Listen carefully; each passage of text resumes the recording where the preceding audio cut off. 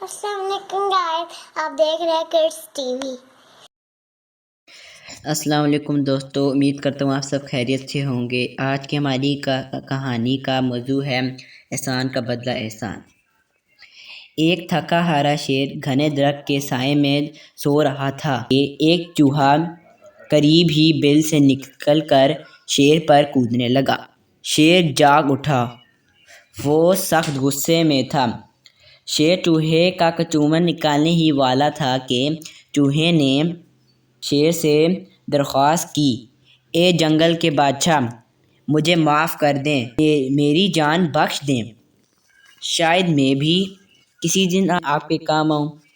शेर हंस पड़ा और तरस खाकर चूहे को छोड़ दिया। चंद दिनों के बाद चूहे ने शेर की धाड़ सुनी। वो अपने बिल से बाहर निकला तो क्या देखता है कि वहाँ शेर शिकारियों के जाल में फंसा हुआ है और बेबस है। अब चूहे ने अपने बारीक और तेज़ दांतों से जाल की रस्सी को काटना शुरू किया। यूं जाल में सुराख हो गया।